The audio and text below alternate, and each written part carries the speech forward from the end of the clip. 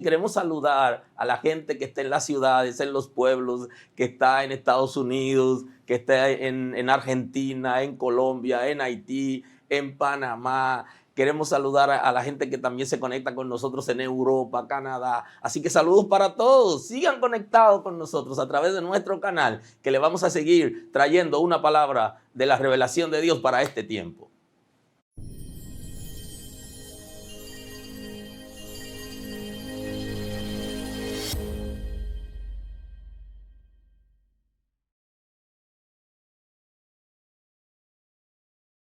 Señor, gracias en el día de hoy. Gracias por tu misericordia a nuestro favor. Gracias porque tiene cuidado de nosotros. Gracias por el perdón. Hemos sido perdonados por tu sacrificio. Tenemos cuidado, Señor. Tú estás al cuidado de nosotros y eres celoso de nosotros. Hoy rendimos nuestras vidas delante de ti. Gracias porque tu Espíritu Santo obra en nosotros y completa la obra de liberación, de transformación, de sanidad de las emociones del corazón. Señor, gracias porque libera nuestros intelectos, porque establece tu orden en nuestras vidas, porque muestra tu gloria. Gracias, Señor. Gracias porque nunca nos desampara. Y tu palabra establece grandísimas promesas en las que nos hemos apropiado, Señor. Aunque un león acampe contra nosotros, nuestros corazones estarán confiados en ti, Señor. Porque tú tienes cuidado de nosotros. Gracias. Gracias, Señor. Gracias por tu cuidado, por tu amor. Gracias. Gracias por tu palabra, porque nos reconfortan, Señor, por tus promesas. Honora tu nombre, Señor. Completa tu obra en esta casa. Revoluciona, transforma, establece tu orden. Señor, que las cosas giren alrededor de ti. Que tu Espíritu Santo trace la pauta a seguir. Endereza lo torcido en nosotros, perfecciónate, allana el camino para que nadie se salga. Gracias porque endereza lo torcido en nosotros, Señor. Gracias. Te pedimos en el día de hoy por nuestros hermanos y hermanas que están afectados de salud, así por nuestra comunidad, Señor, que está afectada de salud. Tú llevaste nuestras enfermedades en la cruz del Calvario. Por tu llaga nosotros somos sanados. Tú eres quien sana toda enfermedad, Señor, y tú sanas todo virus. Por tu misericordia, restablece, guarda, levanta. Mira a nuestros ancianos que son vulnerables y por causa, Señor, de los virus están doblegando. Levántalos. Dale nuevas fuerzas. En el nombre de Jesús, confórtalos. Por tu misericordia, Señor, trae salud sobre el pueblo. Toda enfermedad. Mira esa abuela que está ingresada en intensivo. Tú tienes el poder para cambiar la circunstancia. Tú eres el Salvador. Envía a alguien allí con una palabra que sea comprensiva, Señor, para que ella te conozca a ti como el único Dios verdadero y a Cristo a quien has enviado, y que abra su corazón y su ser sea liberado. Tú eres el Salvador y eres nuestro sanador. Completa tu obra, perfecciónate. Gracias, Señor, porque estás sanando en la casa, porque estás sanando a nuestros familiares, porque estás cubriendo nuestros familiares. Nos apegamos a tus promesas en favor de nuestra familia. Señor, que nuestra familia sea salva. Perdona el pecado de nuestra familia. Perdona el pecado de nuestra casa. Libera, sánanos, restauranos. Por tu misericordia, Señor, compadécete del sufrimiento. Sabemos que Somos sanados por la llaga que abrió el soldado romano. Y que tú tienes poder para cambiar la circunstancia. Obra en el pueblo toda enfermedad, aun aquellas que no se han descubierto, que no han sido diagnosticadas. Tú tienes poder para sanarla, cual fuere. Eres poderoso, Señor.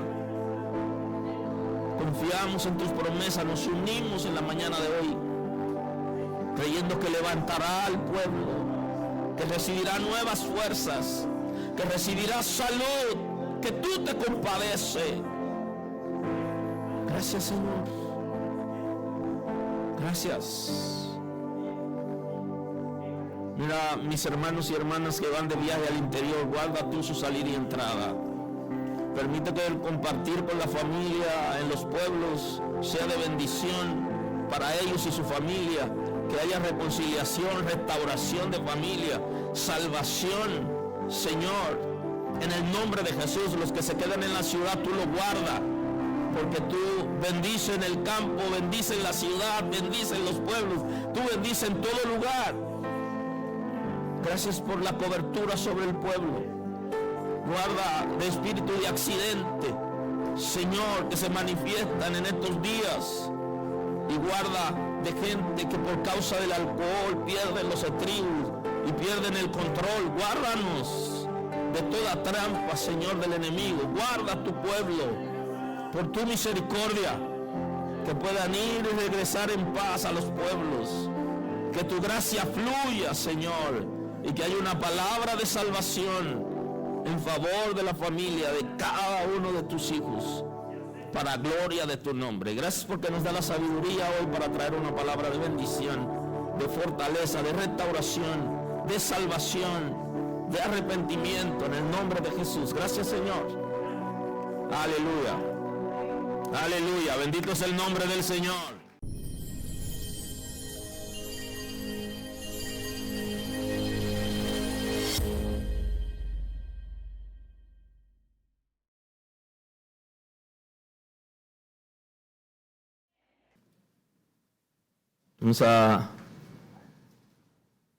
Vamos a compartir la escritura en Proverbios capítulo 28. Quiero compartir el versículo 13, pero voy a compartir el 12 y el 14. Así que Proverbios 28, 12. Ahí tenemos la escritura y la compartimos en la mañana de hoy. En el nombre de Jesús. Cuando los justos se alegran, grande es la gloria, mas cuando se levantan los impíos, tienen que esconderse los hombres. El que encubre sus pecados no prosperará, mas el que lo confiesa y se aparta, alcanza misericordia. Bienaventurado el hombre que siempre teme a Dios, mas el que endurece su corazón, caerá en el mal. Muy amable.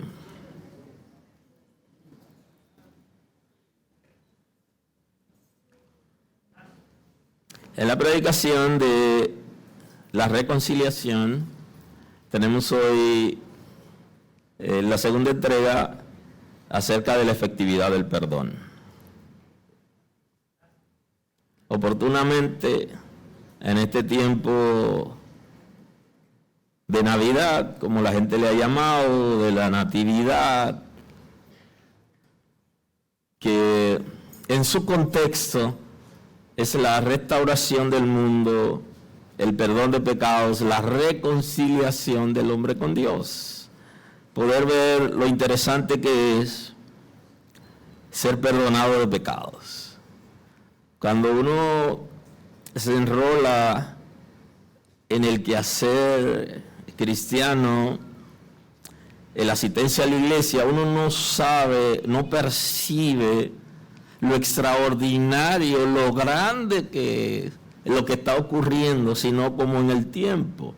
Algunos que tuvieron la oportunidad, el privilegio, que otros no tuvimos, de crecer en la iglesia porque sus familias son cristianos, porque asistieron a alguna congregación, esa es una maravilla, pero en el tiempo se van dando cuenta qué es lo que significa servir a Dios y ser perdonado. Así nosotros que llegamos, en mi caso en la adolescencia, al Señor, no saboreé como de inmediato lo que significaba una relación con Dios, hasta que comencé a darme cuenta que estaban pasando cosas extraordinarias en mi vida. Y poder ver que lo que hacía antes no agradaba a Dios y que producía un peso de alguna manera, que producía tristeza, angustia, y uno se da cuenta cuando realmente va viendo la diferencia. Es como cuando usted no sabe lo que es el frío, porque usted vive en calor, usted no ha desarrollado el sentido térmico, porque todavía usted no ha experimentado el frío. Usted tiene que saber lo que es el frío y el calor para usted poder entender que se ha desarrollado el sentido térmico. En ese sentido, nuestra relación con Dios, nos vamos dando cuenta de lo interesante que es y las cosas extraordinarias que pasan en nuestras vidas cuando comenzamos a ver quiénes éramos y en quiénes nos estamos convirtiendo. Y el mayor privilegio es saber, y yo puedo como recordar, cuando yo sentí que realmente era perdonado y que la condición de vida que llevaba antes no agradaba a Dios y que Él me aceptaba. Eso es como cuando un niño literalmente se da cuenta que tiene pie y que ya no tiene que estar sentado no tiene que estar sentado necesariamente en una silla de bebé y estar todo el tiempo cargado, sino que descubre y puede correr. Es como un sentido de alegría, de espontaneidad, saber que hemos sido perdonados. Y no creo que se pueda experimentar con otra cosa. Nada más produce mayor satisfacción en un ser humano que sentir que su culpa, que su carga ha sido quitada. Y que no es prófugo de la justicia de Dios, que no es enemigo de Dios y que no tiene ese susto de que si se encuentra con Dios va a ser castigado.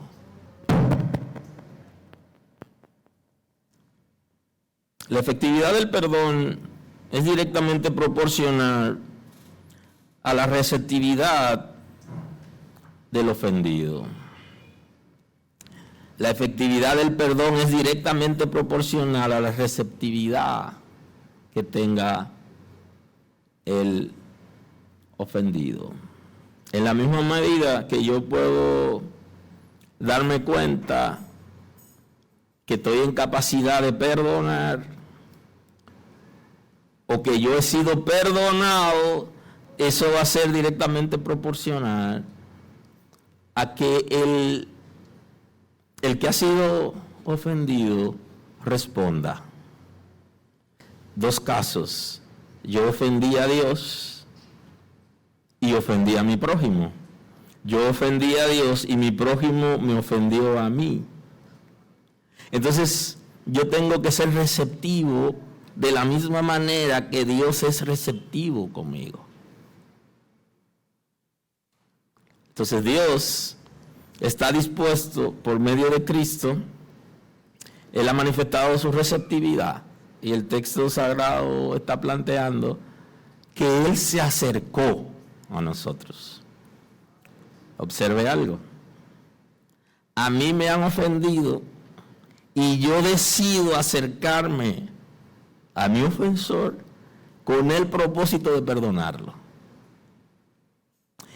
Trate de darle mente y de hacer un ejercicio con esto.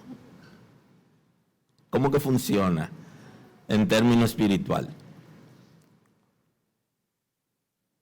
Yo nací pecador, fui engendrado en pecado, soy enemigo de Dios, no tengo oportunidad y Cristo se acercó. He aquí el reino de Dios con los hombres. He aquí el Cordero de Dios que quita el pecado del mundo. La Escritura establece que Él se acercó a nosotros. Yo he ofendido a Dios y Dios se acerca a mí con el propósito de perdonarme. Ahora, alguien me ha ofendido a mí y yo me acerco con el propósito de perdonarlo. Ese es fuerte, esa parte. Y ahí tendríamos que sentarnos a analizar por qué yo no puedo ser tan receptivo como fue Jesús conmigo. ¿Por qué? Entonces ahí viene toda la dinámica del ser humano, de la debilidad del ser humano, de lo complejo que es el ser humano. Y nos adentramos en una dinámica amplia para poder razonar en función de eso. Por eso hablamos de que la efectividad del perdón es directamente proporcional a la receptividad del ofendido. Si a la persona que hemos ofendido no es receptivo, no va a ser efectivo. La manera como el ofensor intenta convencer al ofendido de que fue su culpa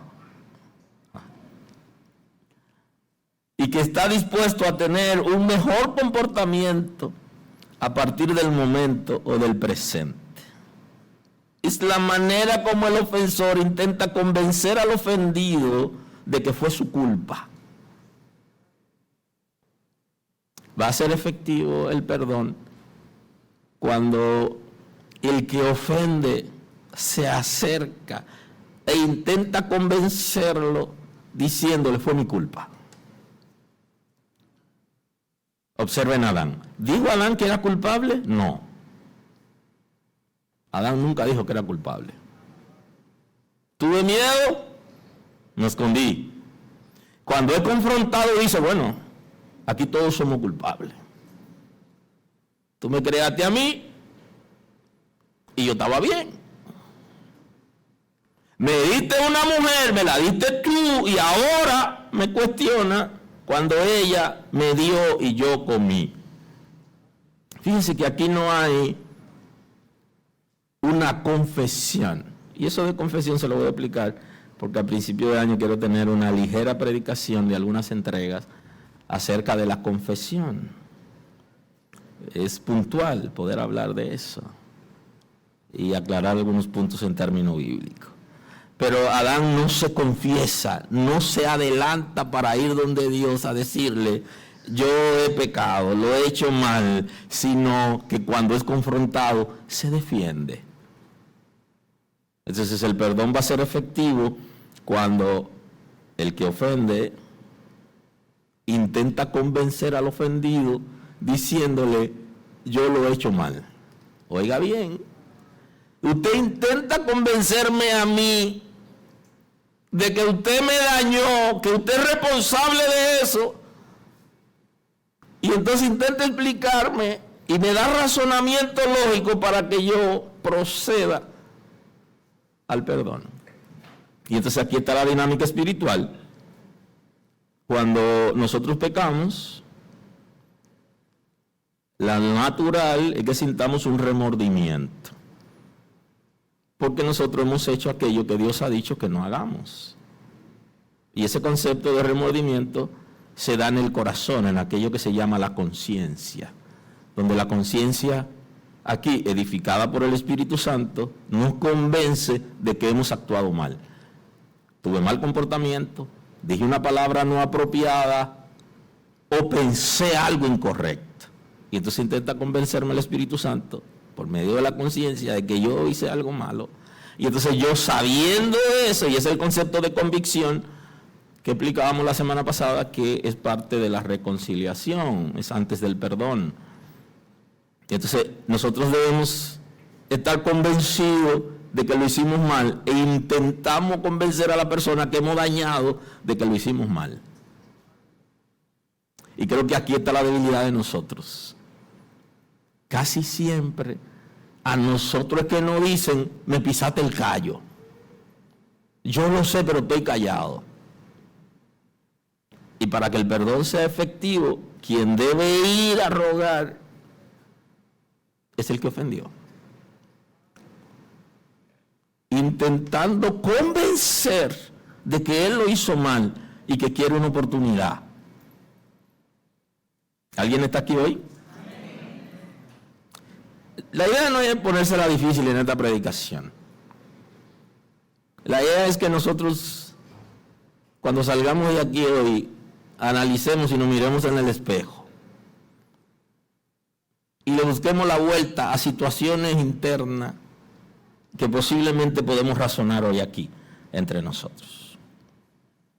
Tiene la disposición de mejorar su comportamiento a partir del presente. Esa es la intención del que está buscando perdón. Es que le den una oportunidad porque él o ella quiere mejorar su comportamiento. De ahí que alguna gente dice, tú no lo vas a volver a hacer, ¿verdad? Es fuerte prometerle a la gente que no, pero hay que intentar no repetir continuamente los mismos errores. Yo sé que hay gente que nos van a decir, lo voy a pensar. Lo primero, que la gente se ofende cuando le dicen que lo van a pensar. Y por razonamiento lógico, cuando me dicen que lo van a pensar, me recuerda cuando éramos adolescentes que le tirábamos la cacarita, ¿verdad?, a la compañera de la escuela. Cuando nos decían que lo van a pensar, eso es efectivo. Era efectivo porque nos estaban dando una oportunidad para analizar a ver si convenía una relación. Ahora, nosotros nos molestamos cuando alguien nos dice que lo va a pensar, sin embargo es positivo. Porque el perdón, cuando se hace como así para salir del paso, no necesariamente es efectivo. Si alguien lo hace así, gloria a Dios, pero si alguien lo va a pensar, hablamos ese tema más adelante, yo te aviso. Hay una oportunidad que la persona está tomando para analizar el caso, a ver si está en capacidad de respuesta. Así que no sería tan malo cuando le dicen a usted que van a pensar el asunto. Lo que usted pudiera decirle, ¿ya lo pensaste? El ofensor debe llegar al ofendido con una actitud de humillación, con el propósito de lograr su objetivo. Con una actitud de humillación. Y yo sé que aquí hay gente que me va a decir, yo me humillo solamente a Dios. Perfecto. Humíllese solamente a Dios. Pero vamos a aplicar la sabiduría. Vamos a aplicar la palabra. Eso es correcto. Pero cuando usted ha dañado a alguien, usted debería también ir a pedir perdón. Y dicen en el lenguaje popular que los deudores pagan o ruegan. Y hay cosas que no se pueden pagar. Entonces, ¿qué es lo que queda? Rogar. Porque usted no puede pagarla. No hay manera. Por eso, el hecho de que usted plantee que la humillación es exclusiva para Dios no es malo. Ahora, a la hora de usted aplicar la palabra, debe entender que si usted ofendió a alguien, usted debe correr la milla, alcanzarlo. La humillación tiene que ver con doblegar el ego, el orgullo, el honor de manera voluntaria, con el propósito de convencer a alguien. Entonces usted se humilla. Y aquello del ego, no me quiero meter a analizar el ego desde el punto de vista del psicoanálisis, sino que realmente lo que quisiera es que entendamos que hay un control, un área de nosotros de la que nosotros estamos apegados en términos prácticos, en la que nosotros tenemos que como desprendernos, doblegar y como entregar ese control de nosotros al Señor. Es como si nosotros entregáramos el control yo entregar el control de mi ser y ya no lo tengo yo, sino que lo tiene el Señor, y entonces ahora Él me dirige. Yo necesito humillarme delante de Dios y también delante de aquel o aquella persona que yo he dañado, para que la persona corresponda. Si la persona acepta. En el caso del Señor, Él está dispuesto. Y Él se acercó a nosotros con el propósito de convencernos de que somos pecadores, y Él quiere perdonarnos. Del ser humano que muchas veces no nos acercamos, pero la otra persona se acerca, nosotros somos los que deberíamos reconocer que hemos afectado a la otra persona. Y no da resultado dejárselo al tiempo, no da resultado, porque eso es lo que trae cúmulo de cosas. Si usted crece espiritualmente y el Señor tiene el control y el dominio de usted, y usted ha sido perdonado y puede saborear el perdón en esa misma medida, usted puede como ir donde la persona que usted ha faltado para convencerlo de que le puede dar una oportunidad. Hay una expresión bíblica en el evangelista, la recoge el evangelista Mateo, una de las palabras de Cristo en el capítulo 23 del evangelista Mateo, el versículo 11, y el texto dice: el que es mayor de vosotros sea vuestro siervo, porque el que se enaltece será humillado, y el que se humilla será enaltecido. Punto interesante. El que quiere ser grande, el que quiere ser mayor, será vuestro siervo. Porque el concepto de humillación está muy ligado al servicio, al que yo pueda sentirme en un momento menor que alguien. Y eso le pasó a Cristo. Se hizo menor que los ángeles. Y entonces en el momento en el que yo ruego perdón, yo estoy aparentemente siendo menor que la otra persona, pero yo he ofendido. El que se enaltece será humillado, o sea, no es lo mismo que me humillen a que yo voluntariamente decida bajarme. No es lo mismo que Dios me humille a que yo me humille delante de Él. No es lo mismo que alguien en público me humille a cuando yo pueda reconocer cuál es mi debilidad. Y entonces aquí está planteando que aquellos que son capaces de bajarse serán enaltecidos. Si tú eres capaz de reconocer que ha ofendido a alguien y va e implora el perdón, entonces tú vas a ser engrandecido. En cambio, si no lo hace, es al revés, porque te sientes arriba. Mas hay de vosotros, escribas y fariseos, dice Jesús, hipócritas, porque cerráis el reino de los cielos delante de los hombres, pues ni entráis vosotros ni dejáis entrar a los que están entrando. Entonces hace un llamado considerable a los religiosos que se sentían muy alto, muy arriba, y le dice: ni entran ustedes ni dejan entrar a los otros. ¿Cómo traducimos esa expresión hoy a una congregación, a una iglesia local? Posiblemente nosotros estemos aquí intentando guiar a la gente al cielo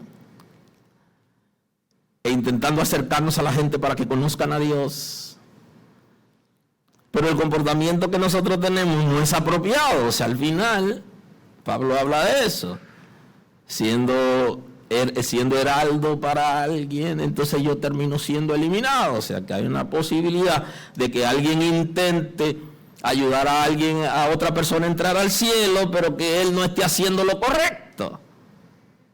Pero aquí dice que ni entran, o sea, no andan bien, e impiden que las otras gente entren.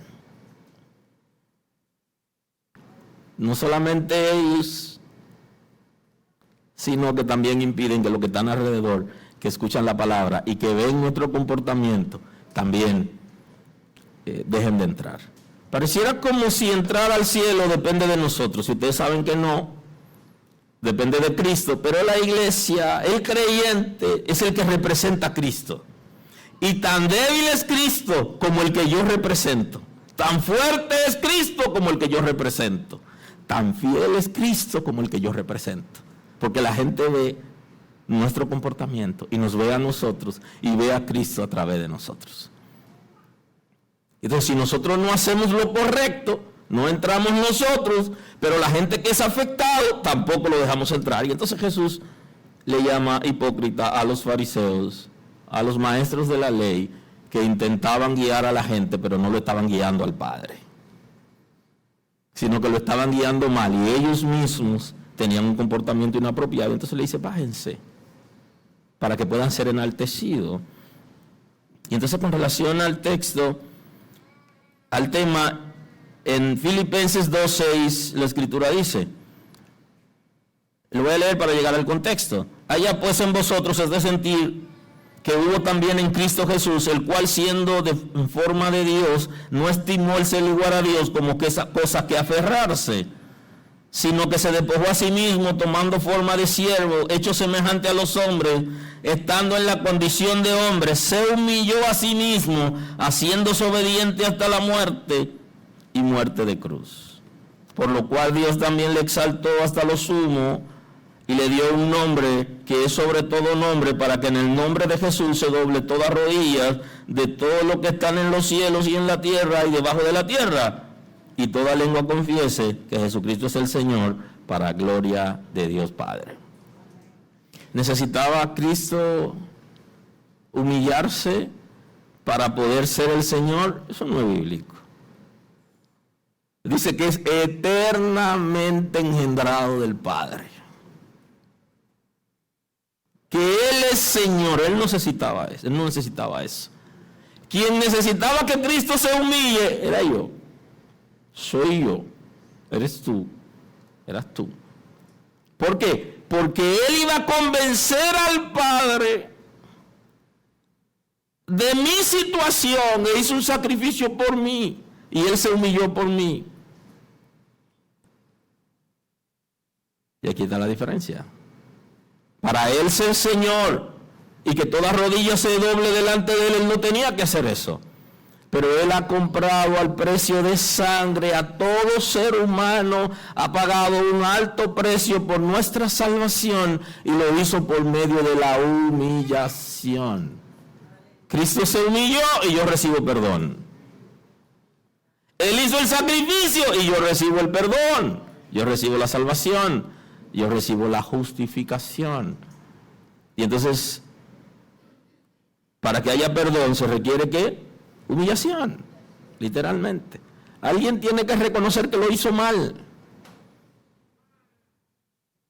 Cristo no lo hizo mal, pero me representó a mí, te representó a ti. Y dice, que tengamos vosotros el sentir que también hubo en Cristo Jesús, el cual siendo en forma de Dios, no estimó el ser igual a Dios como que es cosa que aferrarse, sino que se despojó a sí mismo, tomando forma de siervo y hecho semejante a los hombres. Entonces la grandeza de Cristo se muestra en su humillación. No se aferró. Y creo que Juan el Bautista entendió perfectamente lo que era ese concepto, y él dice, es necesario que Él crezca, pero que yo mengüe. Es necesario que Cristo se haga visible en mí, mientras yo me bajo, mientras yo voluntariamente me rindo para que Él pueda crecer en mí. Entonces Cristo no se aferró, no se apegó a quien Él es, sino a la necesidad. Tenía un propósito. No te aferres a quien tú eres, doblega esa área para que pueda ser efectivo el perdón. Justamente hay un texto muy manejado por creyentes y políticos, por todos, y está en segundo libro de Crónicas, capítulo 7, el versículo 14, que pudiéramos pasearlo, y dice, si se humillare mi pueblo sobre el cual mi nombre es invocado, y oraren y buscaren mi rostro, y se convirtieren de sus malos caminos, entonces yo iré desde los cielos, perdonaré sus pecados y sanaré su tierra. Para que una iglesia, para que una nación, para que una familia pueda ser efectivamente perdonado, necesita humillarse. Si se humillare mi pueblo, hay un condicional. Si es que son capaces de reconocer su condición e implorar, el perdón. Y añade, además de la humillación, que se convirtieren de sus malos caminos. Y nadie se convertirá de un mal camino sin antes no descubre que ese camino es malo. Y toma una actitud diferente, que su comportamiento, el comportamiento que ha tenido no es el correcto, que lo que está pensando, que lo que está hablando, que su conducta no es apropiada. Y entonces decide tener una nueva oportunidad de vida. Y entonces ahí está el éxito. Si hay pecado y el pecado es seguido por la humillación, entonces hay una respuesta de Dios. ¿Qué dice Proverbios acerca del concepto?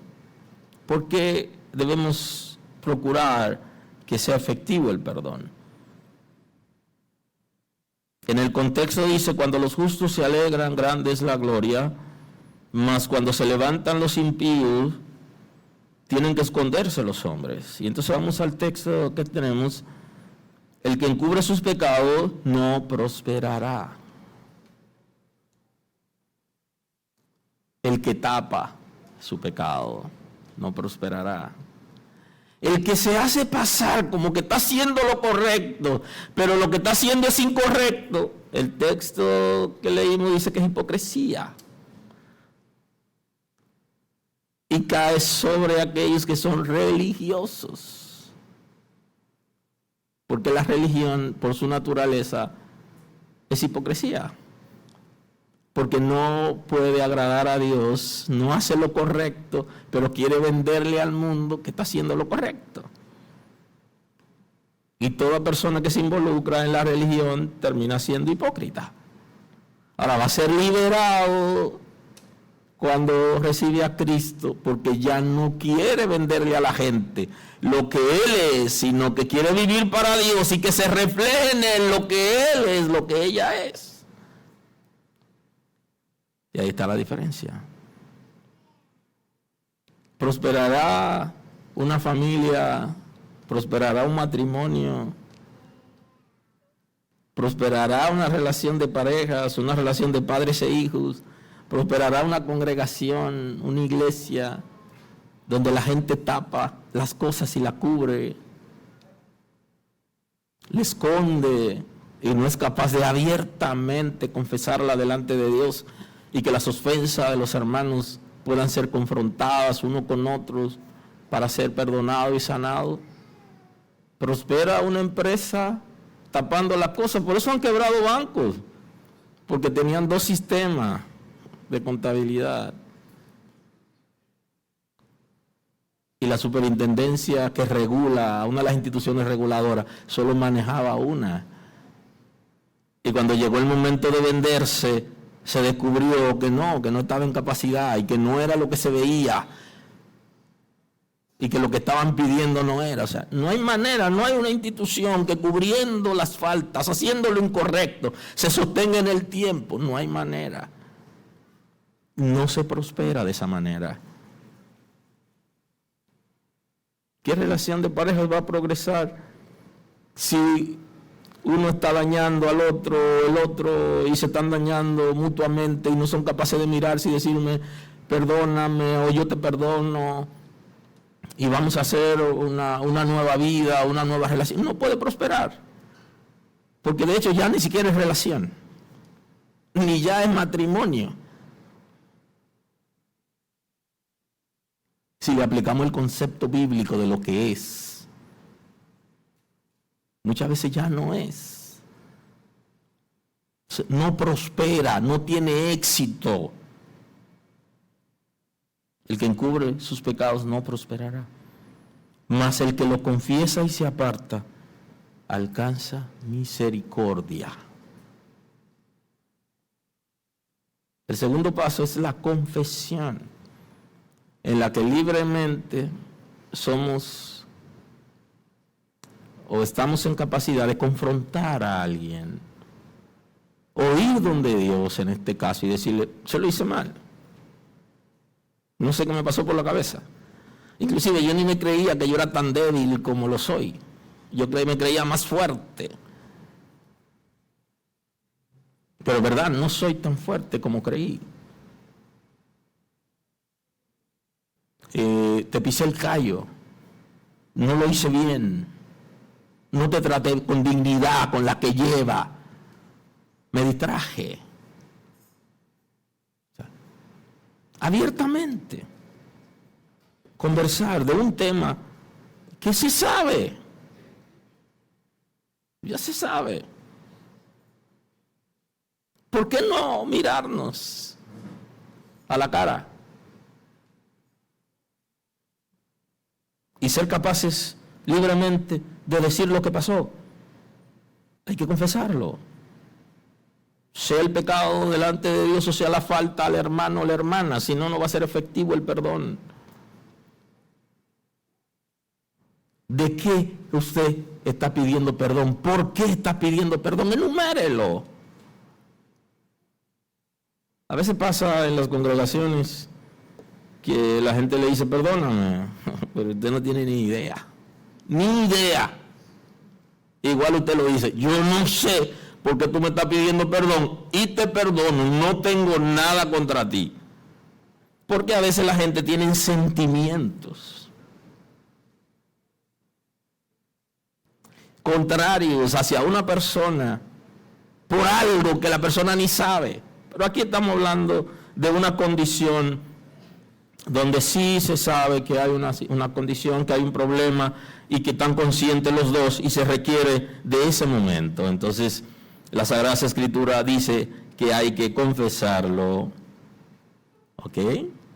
Es sumamente importante, hay que reconocerlo, hay que confesarlo y tercero, hay que apartarse.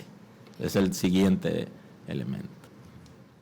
Porque la gente no está en capacidad de perdonar lo mismo todos los días. Y aquí es interesante porque algunas personas le quieren aplicar a los otros, pero no se lo aplican a ellos. ¿Cuántas veces tengo que perdonar a mi hermano? Pero perdóname tú 70 veces 7 a mí. No me aplique a mí que yo tengo que perdonarte a ti 70 veces 7. Bien, el texto lo establece, pero vamos a aplicarnos los dos. Perdóname tú 70 veces 7 y yo te voy a perdonar 70 veces 7. Que sea recíproco. Ahora, ¿te va a montar en los patines? ¿Qué le pasa al que se monta en unos patines que no sabe patinar? Pero varias veces hasta que aprenda. Y hay gente que decidieron no aprender porque fue traumático. Tuvieron caída traumática. Entonces ahí va. Yo me caigo, tú me levantas, yo vuelvo y caigo, tú me levantas. La gente está en la disposición de hacer aquello que Dios hace. Eso es muy importante. Ahora la pregunta debería ser, ¿estoy yo en capacidad de perdonar 70 veces 7? Antes de aplicarle a la otra persona. Y entonces el concepto bíblico, ¿qué es lo que dice? Que se prospera cuando yo me aparto, además de confesar, además de pedir perdón. Porque si no, yo lo estoy haciendo bien, pero me falta una parte, tengo que completarla. Y en esto del perdón es interesante porque a veces uno como que perdonó, pero como que no está seguro. Y entonces uno quiere como asegurarse cuando la gente cambia. No debería ser así, pero eso es lo natural. Y entonces la gente sigue en lo mismo y dice, pero... De ahí es que viene que la mujer quiere que el hombre le pida perdón llorando. Porque la mujer es más emocionista y tiende a hacerlo llorando. Y quiere que el hombre lo haga llorando, pero el hombre no le es tan fácil llorar. Y entonces ella le dice, no, que tú no me estás pidiendo perdón a mí. Es que tú tienes que entrar en la dinámica que yo concibo como que tú tienes dolor. En ti no hay dolor. Ella lo que le está diciendo es, tú no me estás garantizando a mí que tú vas a dejar de hacer eso porque tú estás igualito. No quiere decir, lo que pasa es que de una manera es el hombre y la mujer, y entonces la mujer es mucho más sensible y más emocionista, y el hombre puede estar pidiendo perdón de verdad, pero está frío, está tranquilo, ya lo analizó, ya sufrió, y está dispuesto a restablecer la relación, pero no va a llorar necesariamente, claro. Hay algunos que sí, se les sale la lagrimita, y a veces es de cocodrilo. Sí, porque los abusadores hacen eso, los abusadores hasta lloran, pero el día siguiente vuelve a la carga. Eso es lágrima de cocodrilo, ¿eh? El que se arrepiente de verdad siente dolor y no necesariamente tiene que llorar, aunque pudiera ser que llore. Pero hay que apartarse, es como dejar de hacer aquello que estamos haciendo mal. Y aquí viene la efectividad del perdón. Yo necesito estar dispuesto a dejar de dañar a la persona. Y alguien me puede preguntar, pero si esa es mi debilidad. Bueno, se supone que Satanás siempre te va a atacar por donde tú eres vulnerable, y ese es el concepto de la brecha, de ponerse en la brecha, es justamente ponerse en el lugar vulnerable. ¿Para qué? O porque por ahí va a atacar el enemigo para que cuando venga a atacar, sorprenderlo. Entonces no podemos aprovecharnos de que esa es nuestra debilidad, porque al final no tiene sentido. Tenemos que hacerlo de corazón, aunque tengamos que fallar de nuevo. Bienaventurado el hombre que siempre teme a Dios, mas el que endurece su corazón caerá en el mal. El que no tiene el temor de Dios endurece su corazón. ¿Y quiénes endurecemos el corazón? Porque nos han hecho tantas cosas malas que ya uno está como endurecido, y cuando vienen a pedir perdón uno no está dispuesto a perdonar a la persona. Porque su corazón está, ¿qué? Endurecido. Y ese endurecimiento no solo es por falta de temor a Dios, sino por todas las experiencias que ha tenido, que necesita trabajar y dejar ir cosas a la vez.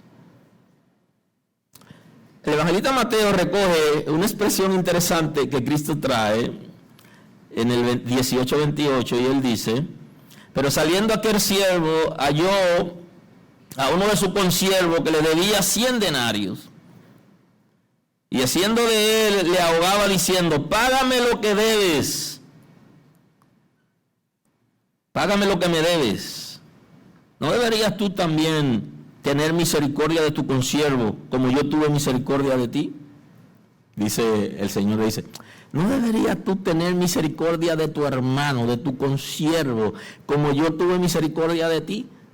Nos está llevando a un plano superior, en la que de la manera que yo he sido perdonado, yo tengo un ejercicio mental y yo digo: wow, Dios me perdonó a mí cosas extraordinarias. Y entonces dice la Escritura: ¿no deberías tú también perdonar al que te ofende? Ahora, aunque la gente se aproveche de eso, usted debe aprender lo que la Escritura lo está llevando. Y es que usted debe perdonar voluntaria y conscientemente aquello que le han hecho, a partir de un ejercicio que usted hace, que lo que le perdonó el Señor a usted es superior a lo que le han hecho. Y usted necesita paz, y entonces usted tiene que trabajar su bendición. Entonces el Señor, enojado, le entregó a los verdugos hasta que pagasen lo que debía. Así también mi Padre Celestial hará con vosotros si no perdonáis de todo corazón cada uno a su hermano sus ofensas. Entonces está diciendo Jesús, y lo recoge el evangelista Mateo aquí, de que Jesús está diciendo: eso le pasará a algunos que están sirviendo en las congregaciones, que se resisten a perdonar, y entonces ellos no van a saborear el perdón de Dios. El texto aparentemente tiene un perdón condicionado. Ahora, ¿qué es lo que quiere llevarnos? Porque yo perdone a las personas que me ofenden no quiere decir que el Señor me va a perdonar mis pecados.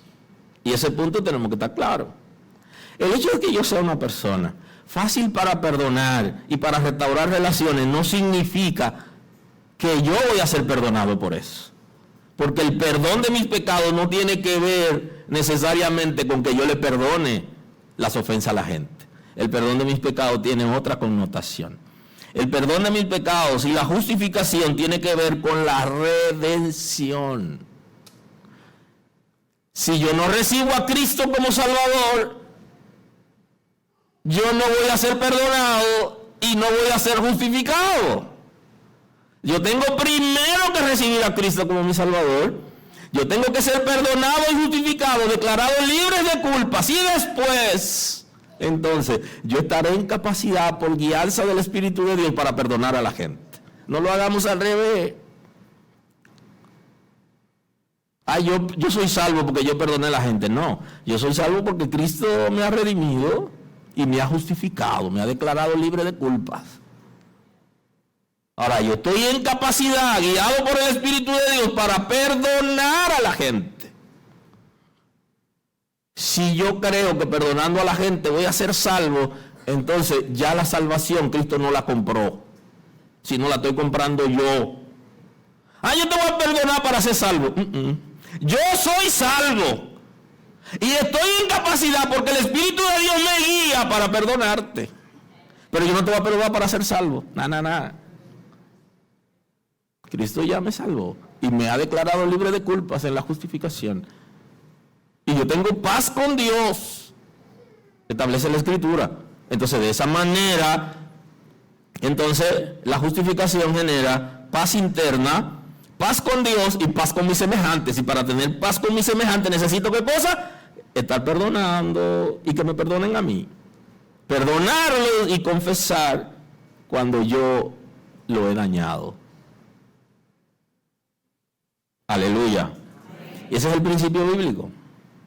Cuando mis pecados han sido lavados por la sangre de Cristo, el Espíritu Santo me guía y capacita para perdonar a otros. Y aquí está el asunto, que muchos hemos estado intentando hacerlo con nuestra propia fuerza y no hemos podido.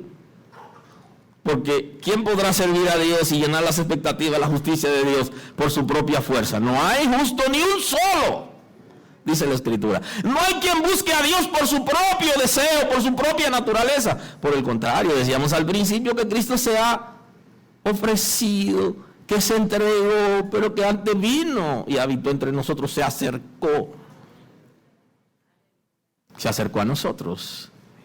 Entonces no es por mi propia fuerza, ni por mis propias capacidades. No. Es que el Espíritu de Dios me va a guiar para yo poder perdonar, me capacitará para yo reconocer cuando lo hago mal. Lo hice mal, definitivamente, y entonces tendré la capacidad para admitir eso y decir perdóname. Y así será efectivo el perdón. La mejor manera de decir al mundo que el Señor me ha perdonado es perdonando a otras personas. La mejor manera de anunciarle al mundo que en esta casa Dios nos ha perdonado, y aunque alguien nos está acusando de que nosotros creemos que estamos salvos por encima de la gente nos está acusando de eso, y lo que pasa es que tenemos fe en Cristo y en su sacrificio, y tenemos seguridad de salvación porque lo hemos recibido a Él. La mejor manera de anunciar eso es cuando nosotros somos capaces de perdonarnos unos a otros.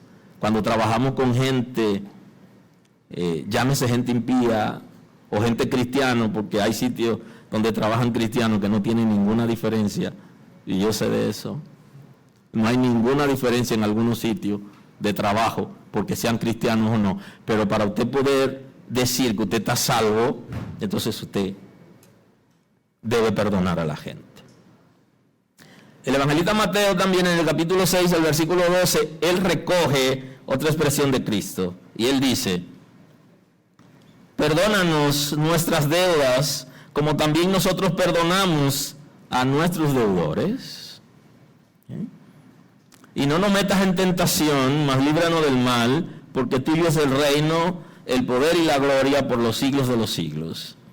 Aquí Jesús nos está enseñando a aprender a depender de Dios, pero a tomar una decisión. Porque la salvación como regalo de Dios me da dos opciones. Es como la lenteja. Yo la acepto o la rechazo. Ahora, aceptando la salvación, yo me comprometo a responder a los intereses de Dios, y eso requiere obediencia, y esa es mi responsabilidad. Mi responsabilidad es obedecer. ¿Y la del Señor qué? Me ha regalado la salvación, y eso implica regeneración, santificación, justificación, adopción.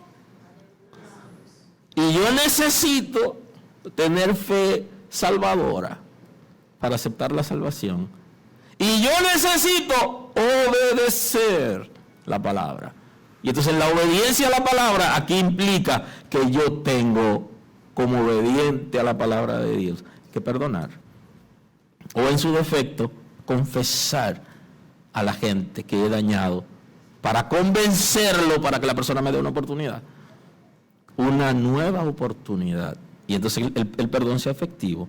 Perdona nuestras deudas, como también nosotros perdonamos a nuestros deudores. Y no nos metas en tentación. Guárdanos de las tentaciones y líbranos del mal. Yo durante años intenté librarme del mal por mí mismo, y me di cuenta que el mal estaba dentro de mí y que no me podía librar. Y que el único que puede librarme del mal es el Señor, porque me libra aún de mi propia naturaleza, por medio del Espíritu de Dios que produce equilibrio en mi vida. Y la transformación de mi espíritu y la permanencia que lo establece la Escritura de la simiente de Dios en mí. Entonces Jesús está diciendo que el Señor es el que nos va a librar del mal, porque de Él es el reino, de Él es el poder para librarnos, y es el reino que nos ha establecido, y la gloria le pertenece por los siglos de los siglos. Entonces yo sí puedo hacerlo, porque el Espíritu de Dios está en mí. Ahora, si el Espíritu de Dios no está en mí, está difícil la situación. El perdón es una decisión voluntaria y consciente que nos libera de sentimientos negativos, de rencor, de resentimiento, de enojo, de dolor. O sea, yo tengo que conscientemente y voluntariamente quererme despojar de eso. Si usted quiere vivir con su dolor mucho tiempo, usted decide. Una vez iba para un viaje, yo no sabía la distancia y me dijeron no hay asiento, ¿te quieres ir parado? Me fui parado y me di cuenta que el viaje era muy largo y que no debía haberme ido parado, pero yo me fui parado.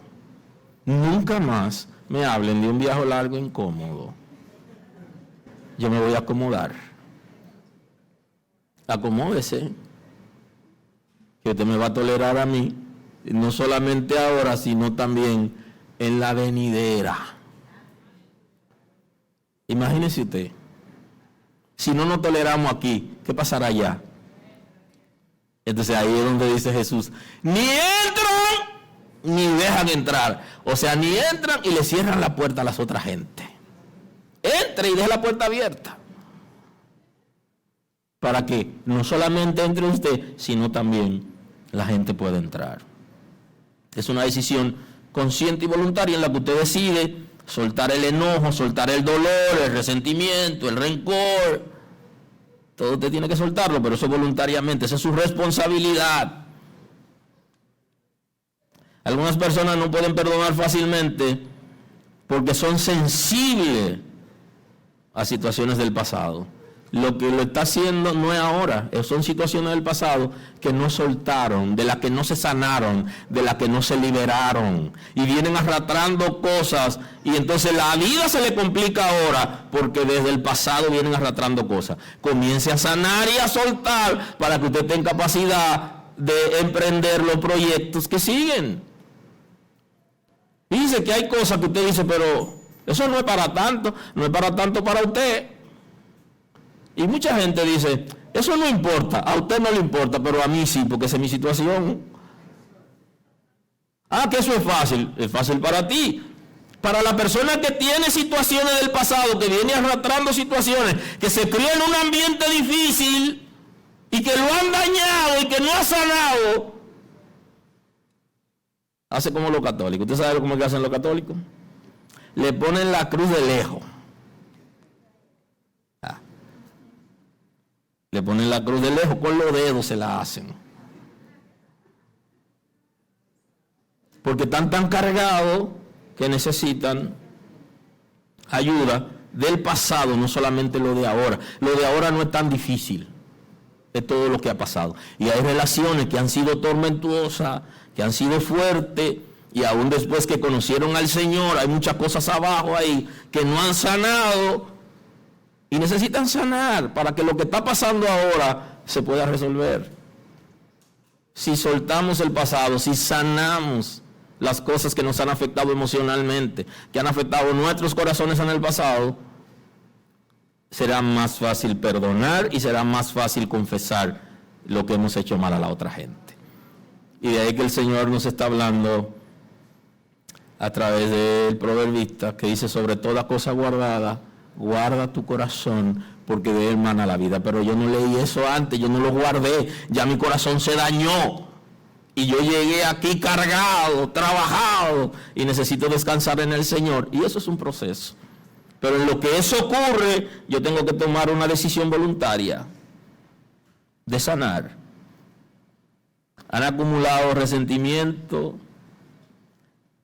y creen que no debe perdonarse a una gente que hizo algo malo. No. Esto se acabó aquí. ¿Por qué? Porque ella tuvo una relación antes con una persona que la maltrataba, y desde que ella ve el asomo de maltrato, ella dice: hasta aquí llegó esto, el juidero. Porque viene de ahí. Un hombre que tuvo una relación del pasado de infidelidad, y que ni se ha perdonado él, ni se ha sanado, ni perdonó a la pareja anterior, desde que ve su esposa hablando con los compañeros de trabajo en alguna reunión, que salió, que el celular se le apagó, que no le contestó, se murió. Porque no ha sanado y necesita sanar.